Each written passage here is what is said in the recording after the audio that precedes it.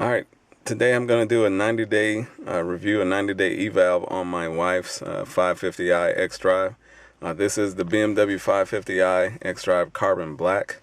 Has the MSport package, and then let's see if I can pull up my notes here. I want to do you guys justice, so make sure I don't jump out of turn or forget something that I consider to be important. 550i Xdrive. The packages on this car include the lighting package, MSport, as I said before, have the soft closed doors, the luxury seating package that comes with the adaptive seating, the active driving assistant, plus the safety features, the camera package, and the cold weather seating. The only package we don't have is the executive package, and I believe it's called the BMW individual package. But I'm going to give you my methodology or my logic on this car, and then I'll give it an overall grade somewhere close towards the end of this eval. But my logic is I'm value-based, not necessarily loyalty or loyal to a brand. I've been an Audi owner since 2003. I've had Audis. I've been a fan of German cars ever since that point. I've never owned an American car since the late 90s, I believe. My wife drives Japanese or Asian cars like Hondas and Lexuses, so she's typically been a comfort and reliability sort of person. But I bought this car for her to just as a birthday present and to try and swing her over to the performance measures of the German automakers, if you will.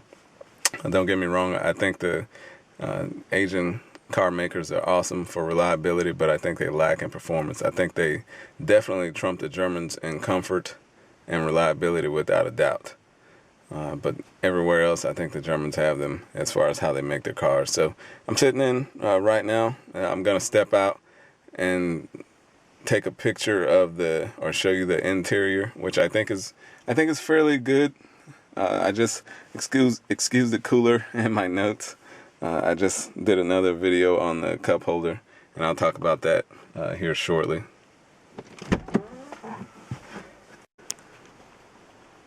Okay, so this is the inside of the car. This is what the control panels look like.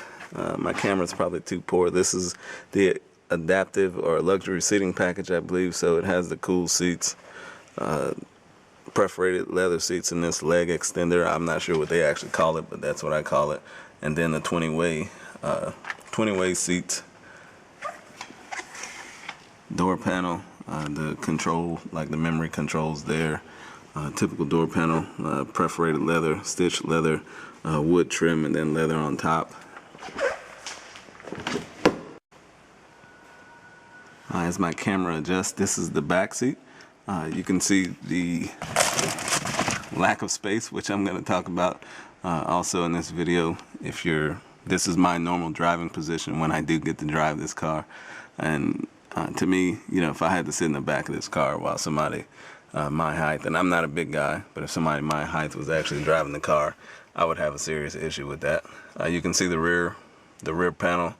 All right, so let's take a look at the trunk. The trunk is huge. I think it's a little too big. It's really humid out here, and I just jumped out of the car, so the camera lens is actually fogging up. Hopefully that'll go away when I jump back in the car. But you see, we actually got stuff in the trunk, but I could actually crawl in this trunk and curl up easily. I think they probably put too much room for the trunk. I would easily give up 2 inches of trunk room for 2 inches of leg room in the interior. All right, so I'm moving from the driver's side to the front. That's what the wheels look like. I think the profile in this car is really, really good. That's the front face. Oh man, you can't even see it. Something I don't like about the trunk is you actually have to use both hands to close the trunk because of the hooks that are actually, because of the large hooks, you have to push down here and push down on the other side at the same time to actually get the trunk to close. So that's the car from profile. I think it's pretty good, but again, one of the problems that I've always had with the 5 Series is that I was never able to tell the difference until I was actually up close on the 5 Series. Tell the difference between the 5 Series and the 3 Series. But in recent years, they did a pretty good job at actually changing the face on both of these. So you can actually tell the difference just by looking at the lights. But this is what the lighting package actually looks like, and it'll say BMW adaptive LED on the side, and then you'll have, they kind of look like horseshoes at times, the horseshoe lights. Alright, so let's get into the review. I've given you an overview of the car. I talked about all the packages. The first thing I'm going to do is actually talk about the top five features in this car as I see it right now at this point as a user slash owner. Again, I've never seen anything on the 550i Xdrive, the 2014 model. I'm sorry, I don't think I actually stated that. This is the 2014 model on YouTube or anybody did any reviews. I've seen 5 Series reviews, but they were all, you know, somebody sitting at the car lot, and or, you know, if it was a 5 Series, it wasn't the 550i Xdrive. So that's why I'm doing this. I'm actually going to do this, going to be part 1. I'm just sitting in the car, sitting in the garage actually doing this, and then I actually take the car out on the road and drive it and show you some of the safety features, that sort of thing. But the top 5 features up to this point, starting with number 5, the lighting package. The lights are, you know, they're actually really, really bright. So, you know, it just helps if you have poor night vision and or you just want to see more at night. Those lights are awesome. So if you can spring for it, get the lighting package, and then the automatic high beams. When I do the other video, I'll show you that. I'll put myself in a dark situation where the car determines it needs to actually cut the automatic highs on, and those are really bright. It's like driving with flashlights on top of your car or something like that. The cool seats are good. They actually work, but I will say that they're loud. It literally sounds like a fan blowing behind your head. But when it's on a hot day, and it's really hot out here right now in the 90s with 100% humidity, so you sweat a lot. So the cool seats definitely come into play, and they're actually beneficial. Number 3 is the power seats. There's just so many different ways you can manipulate these seats to your benefit. I actually think that's pretty good. So they did a pretty good job as far as the functionality of the seats, especially, you know, with the side lumbar seating. I think that's pretty good. Then the number 2 best feature in this car is the engine. The engine is awesome. I'm always going to say this probably at least for another year or so. The engine is awesome when it works, and it doesn't need oil. It is truly lived up to BMW's mantra of it is the ultimate driving machine.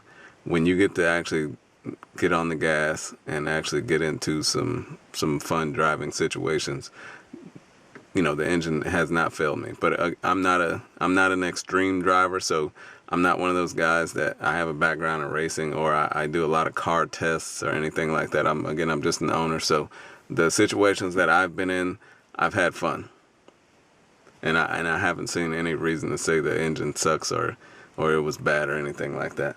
And then the best feature on this car is the backup camera. The backup camera is awesome. But I will say it will get you in trouble. Just like the little warning sign says, don't rely solely on the backup camera. But I have found myself doing that. The backup camera just makes backing up or going in reverse so much easier. And it's just actually fun. So I'm going to cut the car on. And I'm going to put the car in reverse so you can see, I don't know if you can see the screen, but that beeping noise that you hear is based on the warning sensors. You should see the radar system, as I call it, off to the right. I'm not sure what is actually called, or what BMW actually calls it. But that beeping tone, as I get closer, the yellow that you may or may not be able to see will actually turn red.